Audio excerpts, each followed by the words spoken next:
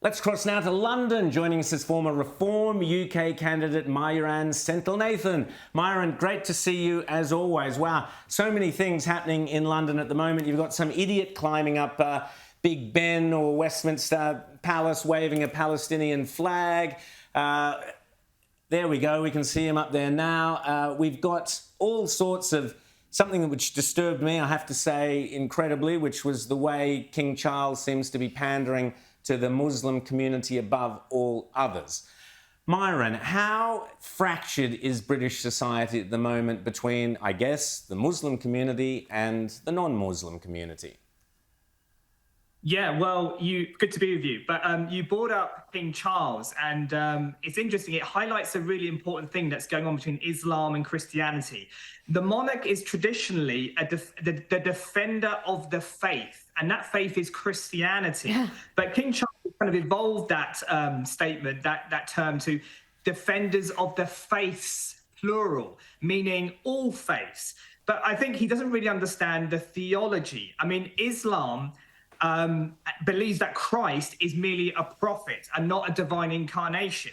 And to think of Christ as a divine incarnation, which is the centerpiece of Christianity, is blasphemy. And unless you're a liberal Muslim, quite an open-minded Muslim, for most Muslims, it's a blasphemy. So I don't think King Charles understands the theological confrontation and conflict between Christianity and Islam. And I think what's happened is Islam and Christianity, religion in general, has been racialized. And what I mean by that is Islam is seen by the liberal elite in particular as being the religion of brown people. And Christianity in return is seen as the religion of white people. Now, we all know that religion, the left doesn't really have principles. What they have is a hierarchy of minorities. And at the top of that hierarchy is the brown man.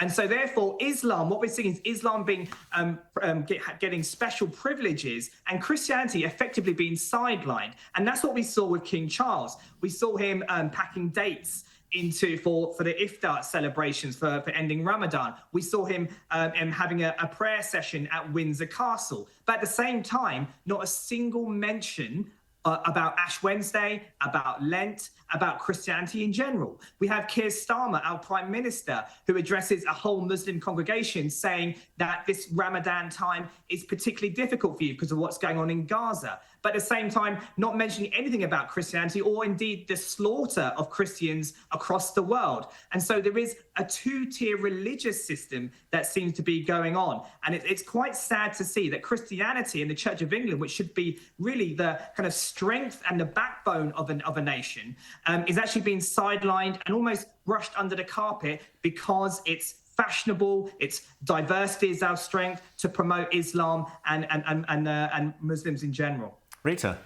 Oh, Keir Starmer's had quite the week, though. He got enormous praise for his brave speech talking about boots on the ground in Ukraine and how the UK was going to step in. But literally within 15 seconds of boots on the ground, he mentioned all of that would need US support, something we know the US is not in any way interested in participating in. So take me through the week. It started off with this alliance amongst the European nations, but then it seems like we've gone back to Zelensky sitting down with Donald Trump and negotiating the peace deal he should have completed a week ago.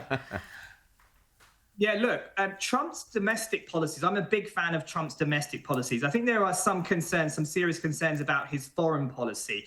But however, in Britain in general, we're having media commentators almost having a meltdown, enraged at the isolationism that Trump seems to be introducing for America. And what it's doing, what it's done really is exposed how pathetic and how weak Britain and the European nation states are. We are like children tugging at the skirt of America, pretending to be big men and women on the world stage.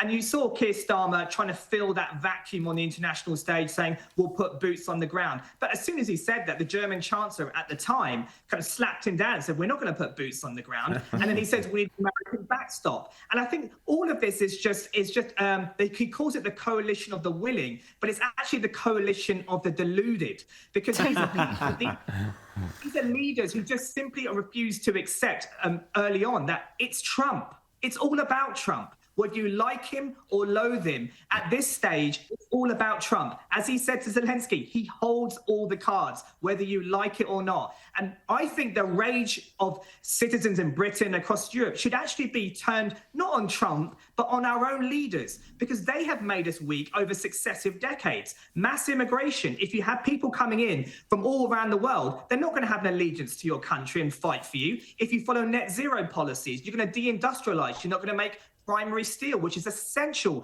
for a military. If you're educating your own citizens to hate their country because we're colonial masters and slave owners, they're not going to fight for your country. If you're spending billions on welfare and social security, of course you're not going to be able to put that money into a military. And so we have become weak in Britain and across Europe, and we are now waking up to that. The MAGA movement, the silver lining of the MAGA movement, is that it is going to make Europe great again by force. And that's what we're seeing. Panicking and a £800 billion budget that Ursula von der Leyen has tried and put together to try and invest in military, to try and make us actually credible on the world stage instead of just grandstanding on the world stage. Brilliant. Mayuran, you've raised the issue of social cohesion, an issue we've got here in Australia. Back to King Charles again. He's been trying to bring a pact of unity between Muslim groups and Jewish groups there in the UK.